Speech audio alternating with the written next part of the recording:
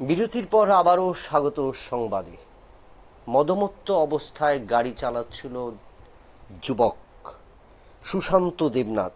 TR060729 নম্বরের একটি গাড়ি নিয়ে কল্যাণপুরের কমলনগর দিয়ে যাচ্ছিলেন এবং সে মদমত্ত অবস্থায় রাস্তায় যখন যাচ্ছিলেন তখন রাস্তার পথচারী হিসেবে ছিলেন প্রদীপ দাস এবং তাকে কিন্তু সজোরে ধাক্কা মারে এবং এই ধাক্কা মারার কারণেই কিন্তু প্রদীপ দাস এই গাড়ির ধাক্কায় ছিটকে পড়ে যান এবং রক্তাক্ত অবস্থায় রাস্তায় পড়ে থাকেন। প্রত্যক্ষদর্শীরা ওই প্রদীপ দাসকে, গুরুতর আহত প্রদীপ দাসকে হাসপাতালে নিয়ে গেলে চিকিৎসকরা তাকে মৃত বলে ঘোষণা করেন। যদিও এদিকে এই কল্যাণপুরের কমলনগরের বাসিন্দা সুশান্ত দেবনাথ, যার গাড়ি নিয়ে চম্পট দেয়, কিন্তু তারপরে গাড়ি যখন উদ্ধার হয় সেই গাড়ি থেকে মদের বোতল আটক করে স্থানীয় মানুষ।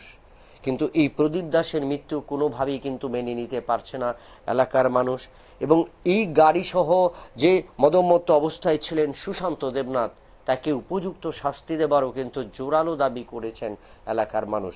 তবে প্রদীপ দাসের এই মর্মান্তিক মৃত্যু কিছুতেই তারা মেনে নিতে পারছেন না। যদিও সে বিষয়ে মদমত্ত গাড়ি চালক সুশান্ত দেবনাথের বিরুদ্ধে আইনানুগ ব্যবস্থা পুলিশ গ্রহণ করুক, সেটাই চাইছে। আমরা শুনে নেব সংশ্লিষ্টদের বক্তব্য। ঘটনাটা আমি ঘরের মধ্যে টিভি রাখলে বন্ধ করছি। আচ্ছা, ফট করে একটা আওয়াজ, দাঁড় ধরনের আওয়াজ আছে। আচ্ছা, সঙ্গে সঙ্গে বাইরে এলো, মানুষজন আইলো, আয়া সেরা দিয়ে ওই নিচে পড়ে এবার টাইমটা তুললাম। কে পড়ে রয়েছে? প্রদীপ যে মারা গেছে, তার নাম কি? তার নাম প্রদীপ দেবনাথ। বাড়ি কোন জায়গায়? বাড়ি মোরচালে। আচ্ছা, মানে কেমনে বাড়ি খাইছে, কিটা করছে? কেমন খাইছি যে তার আমি দেখছি না। কি এর সাথে বাড়ি খাইছে দেখছেন? গাড়িটা দেখছি মারুতি গাড়ি। মারুতি গাড়ি। কোন জায়গাতে হয়েছে? এটা মোরচারা স্কুলের সামনে। স্কুলের সামনে একটা সিটি বানাইতেছে নতুন এই জায়গাটা মধ্যে। আচ্ছা, কোথা থেকে আসছে? গাড়িটাতে লেমার থেকে আছে আর বাজার দিকে টাইস হাইটে টাইস আছে। তাই বয়স কত হইব কইতে পারেননি? বয়স 38টা ছিল না রে। কি মনে করতেছেন যে আজকে মানে অ্যাক্সিডেন্ট হয়েছে? এটা তো খুবই মর্মান্তিক ঘটনা।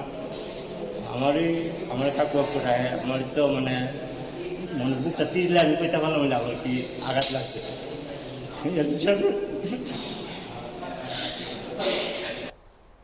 আমরা শুনলাম সংশ্লিষ্টদের বক্তব্য। মোহনছড়া স্কুলের সামনেই ঘটেছে ঘটনা। মদমত্ত গাড়ি চালক সুশান্ত দেবনাথের গাড়ির ধাক্কায় প্রদীপ দাস নামে ব্যক্তির মৃত্যু হয়েছে এবং সেই মৃত্যু কিন্তু এলাকাবাসী মেনে নিতে পারেনি। উপযুক্ত শাস্তি চাইছে সেই মদ্যমত্ত গাড়ি চালক সুশান্ত দেবনাথের। যদিও তদন্ত শুরু করেছে পুলিশ। নিয়ে নিচ্ছি আবারও একটা ছোট্ট বিজ্ঞাপন, বিরতির সঙ্গে থাকুন।